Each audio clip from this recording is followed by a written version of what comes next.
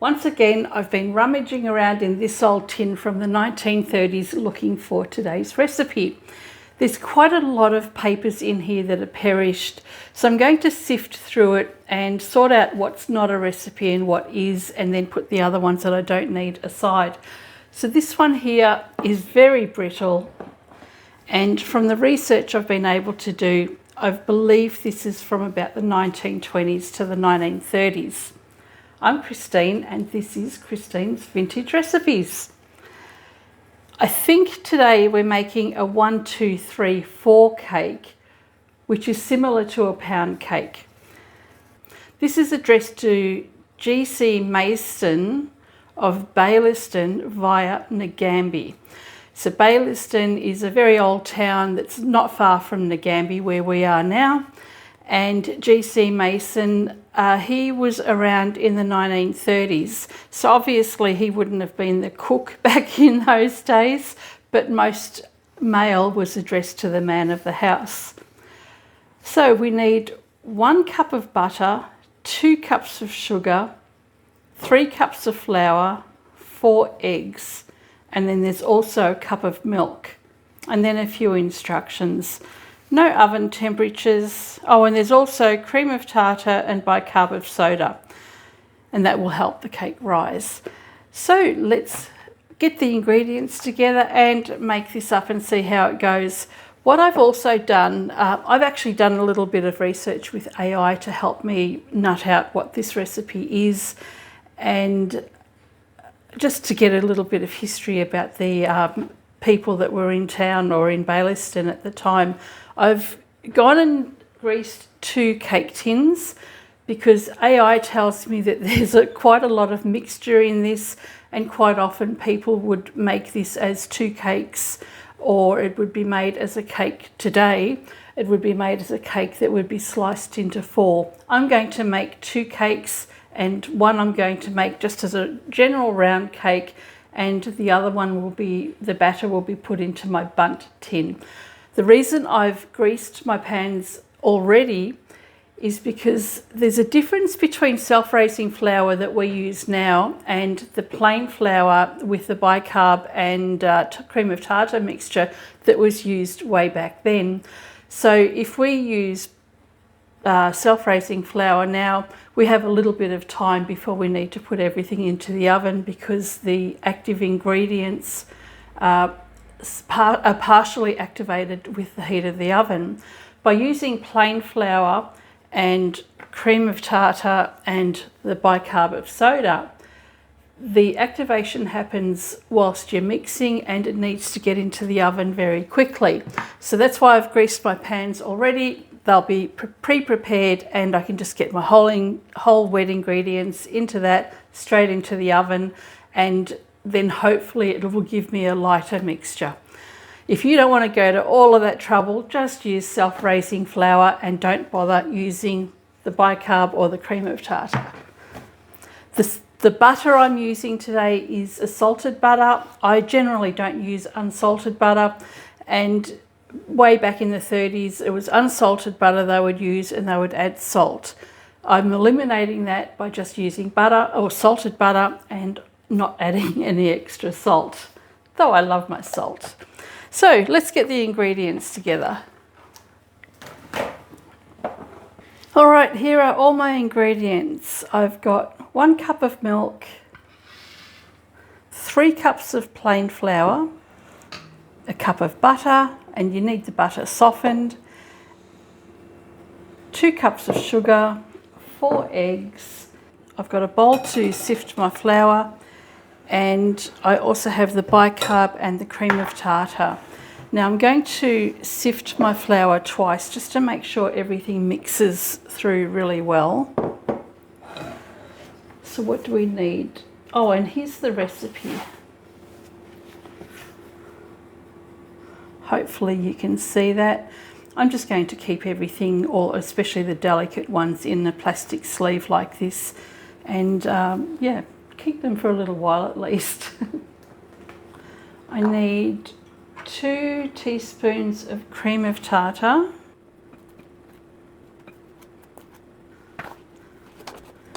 and 1 of the Bi Carb Soda,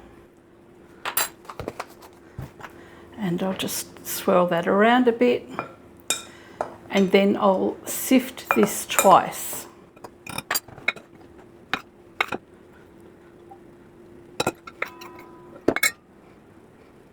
I have to admit I'm pretty lazy with my modern recipes. If I use self-raising flour, I tend not to sift it at all, and don't usually have a problem with it. Okay, over into this one.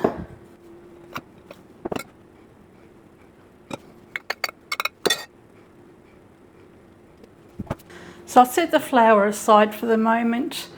The recipe wants me to cream the butter and the sugar, then eggs, and then the cup of milk. Lastly, the flour with the cream of tartar and the carb soda. So we want the sugar and the butter. Hopefully that's soft enough. Let's get creaming.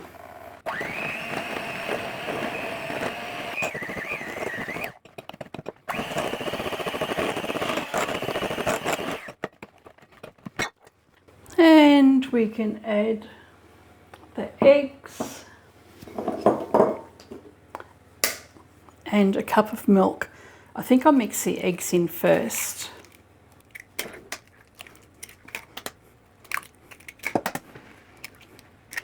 I'll give that a bit of a mix first and then I'll put the milk. Otherwise it's going to make a bit of a mess.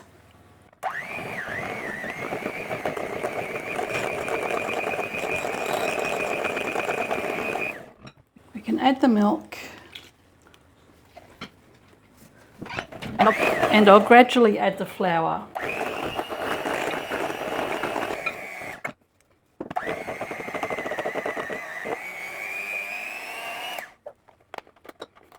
I'll save these for Chris. Okay, this is ready to go into the oven.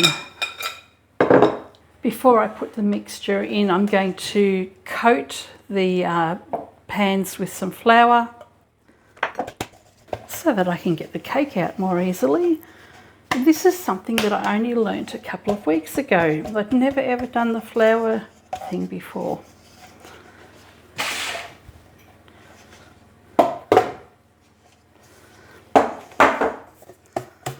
I've put some baking paper in the bottom of this pan. It's a bit difficult with the other tin.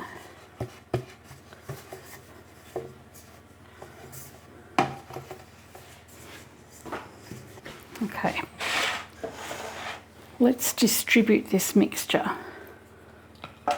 So you can see how much volume there is in here.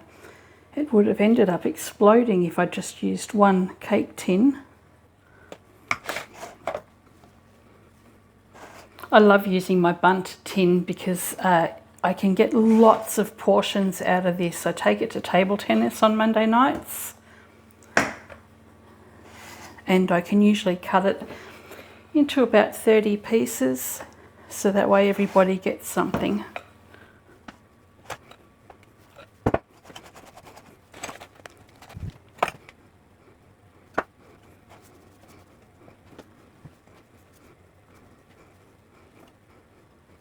Okay, let's stick these both in the oven.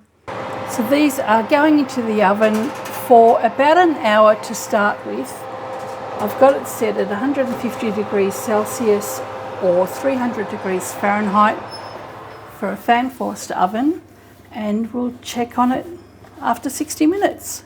All right, it's been an hour in the oven. Let's check this out. Well, that one's come out dry.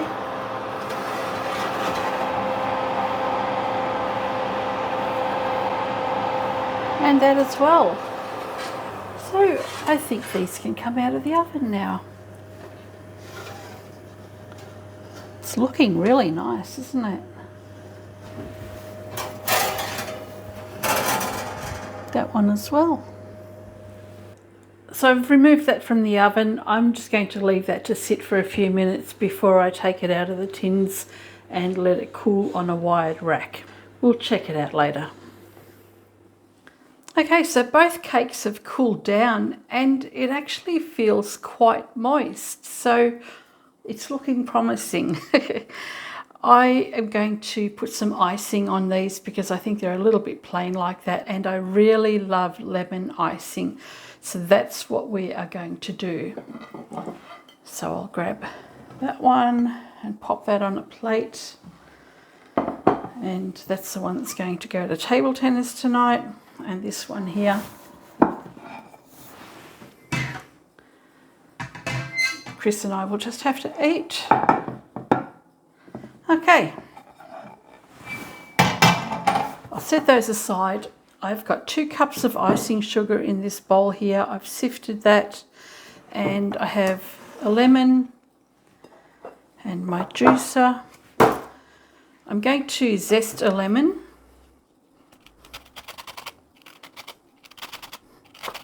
I was able to trace back the earliest written history of this recipe. So apparently it is the 1, 2, 3, 4 cake recipe, and it appeared first in a Michigan newspaper in the 1870s. But there's probably been lots of different variations since then.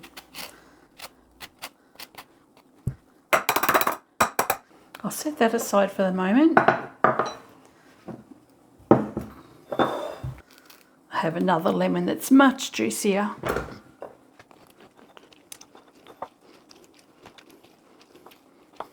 All right, with the 2 cups of icing sugar, we want 4 tablespoons of lemon juice. If you don't like lemon juice, you can use orange juice, any flavour you like really, or even just plain water. That's 2.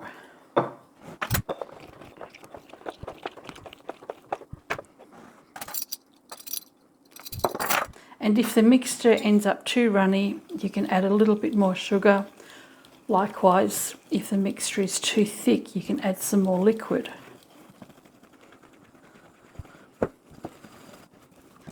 I'm going to add just a touch more liquid.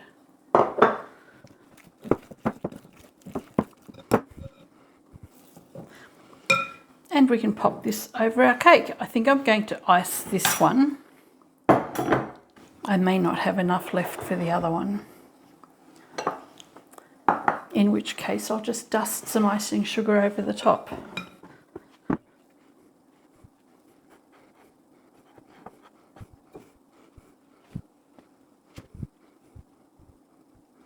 Nice. And I might just be able to get the rest on here.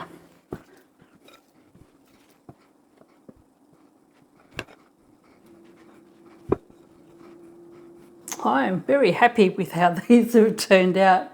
Don't they look gorgeous? So I guess I should wait until the icing sets a little, then we can get Chris to come and give us his thoughts.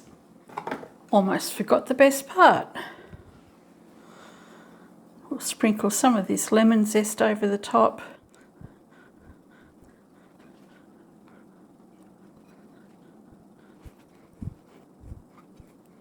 Perfect.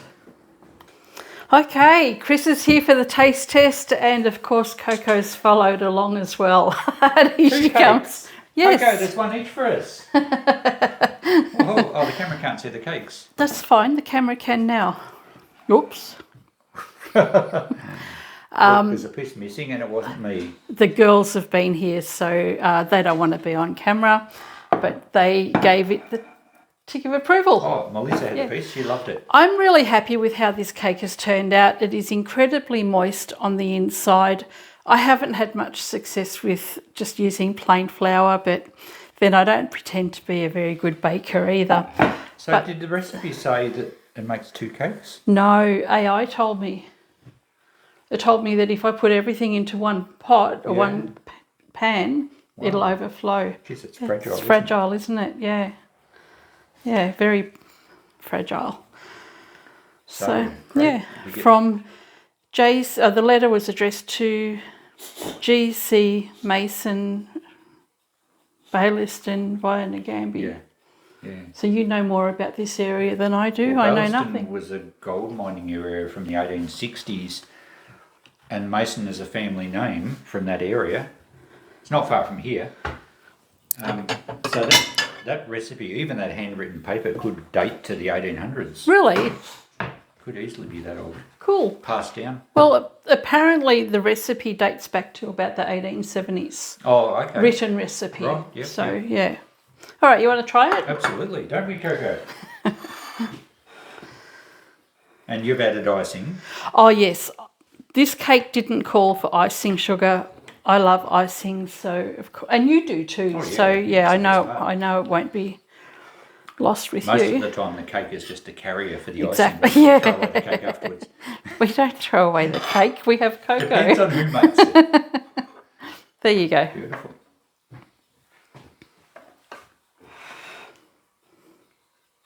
Oh, it is very light. That's nice. So that is a really nice looking cake. I'm very happy with this one. That is, even without the icing, the cake is quite sweet.